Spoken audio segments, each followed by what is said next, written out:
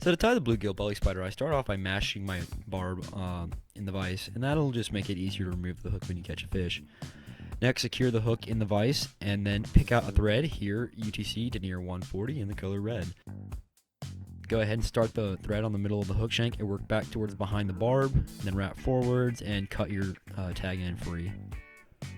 Next, pick out some dubbing. Here I'm using orange ice dub, and go ahead and build up a noodle on the thread, and then begin working backwards till you get a little bit behind the barb, and then just start tapering it forwards to build up a nice football profile, and that'll sort of simulate the abdomen on a large insect or a spider, sort of hence why we call this the Bluegill Bully Spider.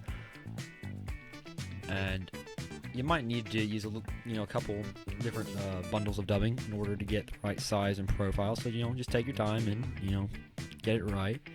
And when you are satisfied with it, go ahead and take wraps forward and build up a little thread dam in front, so that way your abdomen does not slide forward on the hook.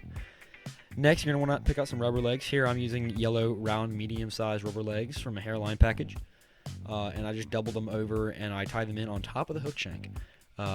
First wrapping backwards, then I will wrap forwards when I verify that they're on the top of the hook shank, and then I will wrap backwards again, and that just makes sure they're not going to be able to slide around at all. Next, once they're secure, you're going to want to go ahead and build up a nice thread head on the little fly, and you'll notice this is why I chose the red color thread. The contrast really with your orange abdomen, and you can use the same color if you like, but generally you want to use a contrasting color on your head. It'll just make it pop a little bit. It'll sort of draw the fish's attention. It just gives more life to the fly, and frankly it looks nicer in your box. When you go ahead and finish building up your thread head, go ahead and finish the entire fly off with a whip finish, and that'll make sure nothing falls apart. And the last step is to cut your thread free and then trim your rubber legs to size. And honestly, this is one of the most fun parts. It's where you really get to experiment the most, because depending on how long you cut the legs is going to determine how much movement the fly has.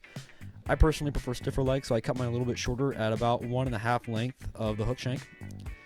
If you want them to move a little bit more, go ahead and cut them a little bit longer, maybe about 2 times the length of the hook shank, and that is how you tie the Bluegill Bully Spider.